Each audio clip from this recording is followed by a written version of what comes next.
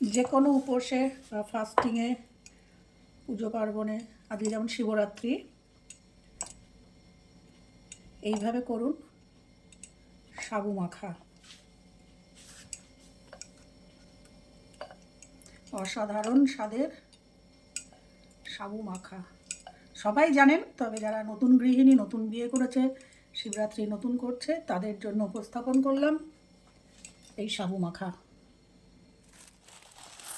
আমি এখানে ছোটো দানার সাবু নিয়েছি। সাবুগুলোকে ভালো করে বেছে নিয়ে একটা বাটির মধ্যে ঢেলে জল দিয়ে ভালো করে 3-4 বার করে ধুয়ে নিয়েছি। ধুয়ে জল দিয়ে 3 ঘন্টার মতন আমি এটাকে ভিজিয়ে রেখেছিলাম।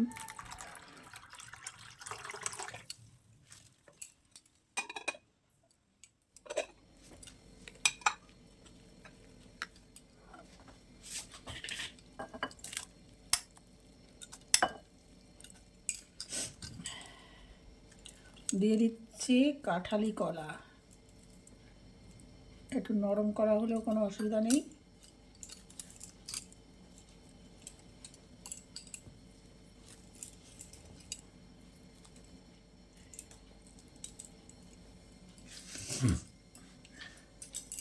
দিয়ে দেবো লাল বাতাসা, মানে গুড়ের বাতাসা। আর এখানে চিনি ব্যবহার করবো না বলে এখানে বাতাসা আমি পুরোটাই দিলাম। দিয়ে দিচ্ছি নারকেল কোড়া।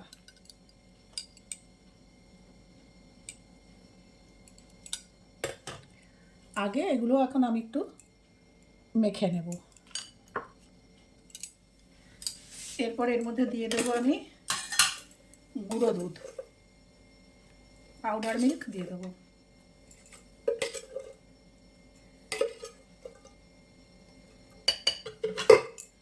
সাথে দেব দই। আপনারা মিষ্টি দই পেলে মিষ্টি দই দেবেন, আমি এখানে এই টক দইটাই পেয়েছি। দিয়ে দিচ্ছি দই।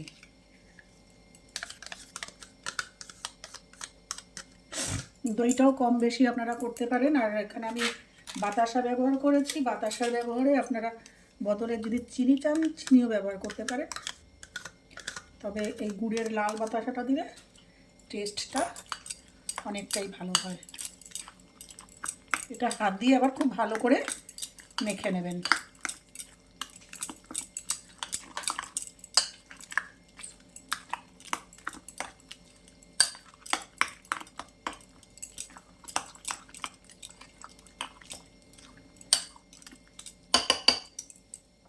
সবার শেষে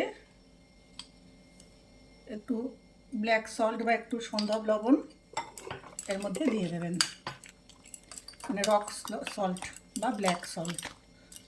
আমরা পুজো পার্বণে রক সল্টটা বা সন্ধ্যব লবণটাই ব্যবহার করি। একটু দিয়ে জাস্ট মেখে নেবেন।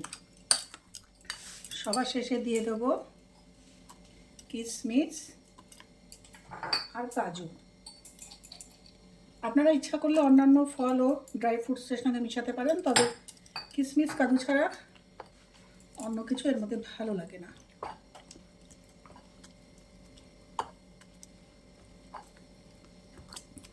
তৈরি আমার দুর্দান্ত স্বাদের সাবু মাখা।